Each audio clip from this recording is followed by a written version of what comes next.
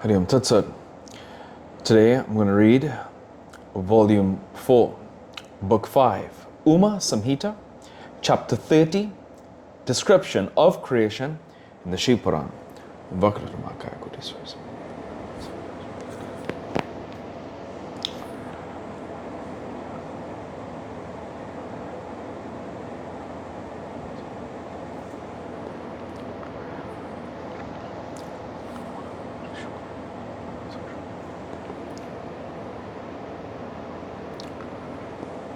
Hari Om Tat Sat. Sutta said, when the subjects were created, the patriarch Apava and Purusa acquired as his wife Satarupa, who was not born of womb. With his greatness, Apava enveloped the heaven and stood virtuously. He, the noble soul, became Satarupa. Thus, she performed a penance for 100 years and attained the Purusa of illumined penance as her husband. The Purusa who was born is called Swayambhuva Manu. His age is said to be 71 yogas.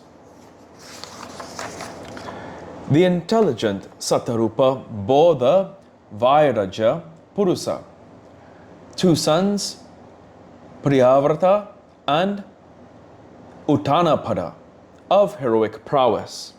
The Blessed Lady, Kamya, wife of the patriarch Kardama, gave birth to 3 sons, Samrat, Saksi and Avit Prabhu. Lord Uttanapada begot sons equal to Indra. He begot another son, Dhruva, of divine nature, who had the excellent lustre and the inner bliss. Dharma's daughter, the virtuously born beautiful woman named Suniti, was the mother of Dhruva. Even as a child, Dhruva performed penance for 3,000 divine years, wishing for an imperishable status. Lord Brahma, being delighted, gave him a stable position as his own facing the 7 sages. 2 sons, Pusti and Dhanya, were born of Dhruva. Pusti begot a Samutha, 5 pious sons, viz. Ripu, Ripunjaya, Vipra, Vrakala, and Vrasatijas. The queen of Ripu gave birth to Kaksusa Manu. Kaksusa Manu begot Varuna of Puskarini, O excellent sage, from Manu of great prowess. The Nadala, the daughter of the patriarch Vaishya Janma, were born 10 sons, viz. Puru, Masa, Sathad Yumna, Tapasvin, Satyavit, Kavi, Agnistoma, Atiratra, Atimanyu, and Suyasas. To Puru, Agniyi bore 6 sons of great lustre, viz. Anga, Sumanas, Kiyati, Shriti, Angiras, and Gaya. Sunita, wife of Anga, bore him a son, Vina. Due to the misbehavior of Vina, the pious sages became very furious and killed him by very Hankara. Sarasvata sages were requested by Sunita for the birth of a son. They then churned and pressed his right hand. When the hand of Vina was churned, Prithu was born. He had a bow and a coat of mail even as he was born, and was equal to the sun in brilliance. He was indeed an incarnation of Vishnu for protecting the subjects, for the maintenance of virtue, and for punishing the wicked. Prithu, son of Vina, The ancestor of all Kshatriyas protected the earth. He was the first lord of earth, the first among those anointed in the Rajasuya sacrifice. The two efficient persons, Sutta and Magadha, were born of him. O great sage, by him the earth in the form of cow was milked for the common welfare. Performing 100 sacrifices, he, as a king, became the provider of livelihood to all the gods, sages, and rakshasas, and to men in particular. Two virtuous princes, Vitasva and Haryaksa, were born to Prithu. They were great heroes who had become very famous. Sikandini gave birth to a son, Prachina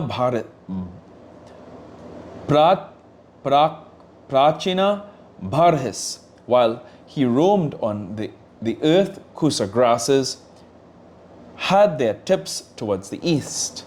The daughter of the Lord of the ocean was duly married by him. The great Lord shone all the more when he had a wife. 10 sons were born to Prachina Bharhis, the great sacrificer of his wife Samundra Tanaya. They were Prachitas by name. They had mastered the science of archery. Together, they practiced virtue and performed penance.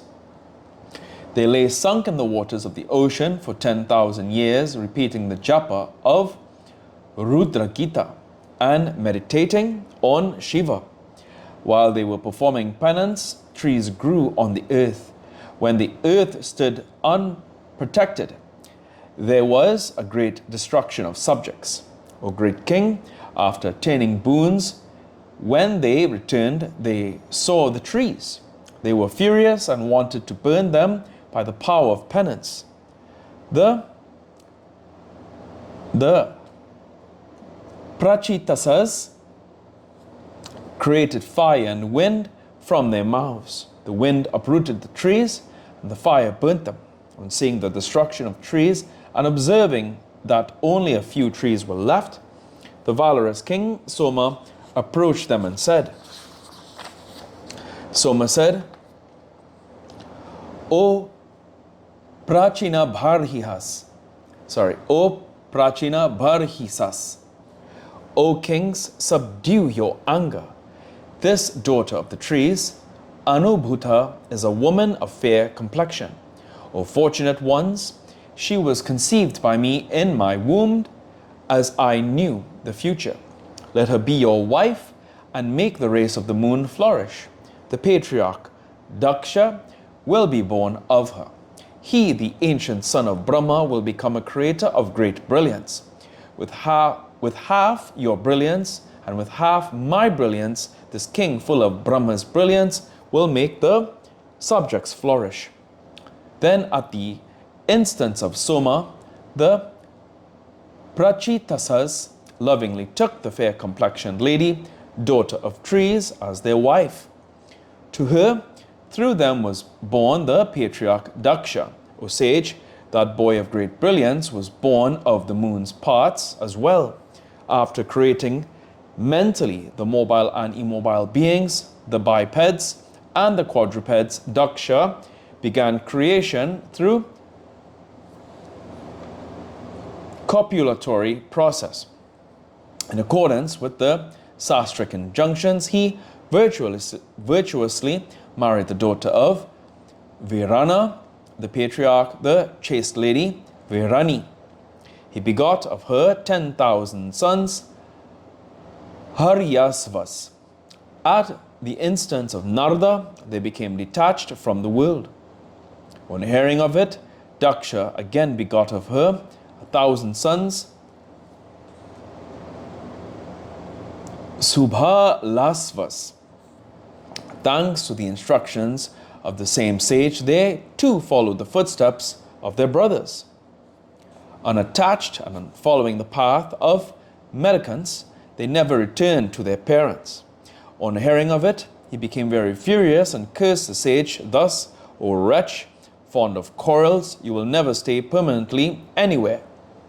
Consoled by Brahma, O great sage, he afterwards created women endowed with qualities and in the form of great flames. He gave 10 daughters to Dharma, and 13 to Kashyapa, 2 to Brahmaputra, and 2 to Angiras, and 2 to the learned sage Krisasva. O excellent sage, the remaining 27 daughters, named after the constellations Lord Daksha gave to Soma. Asuras and others were born of the daughters of Daksha and had become famous. The universe was filled with them. O great Brahmin, the subjects thereafter were born of sexual union. The creation prior to this was through mental concepts, visualizations, and touch. Saunaka said, "Formerly it was said by you that Daksha was born of the thumb of Brahma. How then did he of great penance become the son of Prachitasa again? O Sutta, it behoves you to clear this doubt of mine. This is so surprising how he attained the status of the father-in-law of Soma." Sutta said, "Birth and destruction happen every day among the mortals.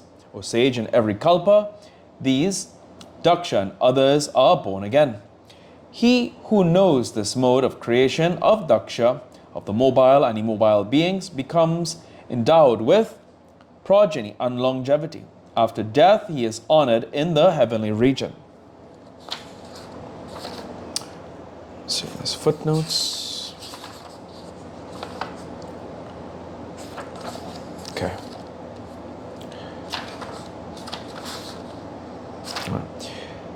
I'll go with 10 on the origin of Satarupa CHM under Satarupa and Viraj for the mystic interpretation of the same CMP, a study.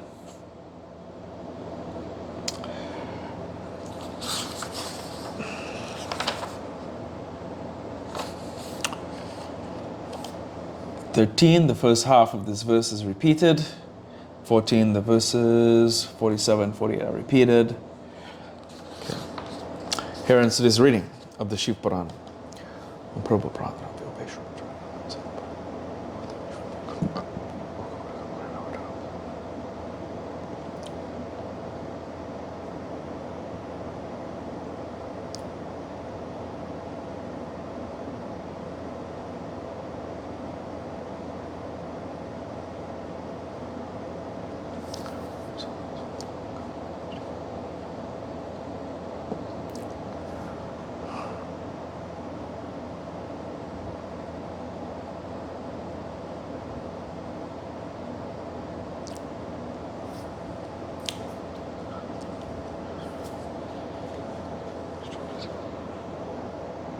Hayom Tat Sat.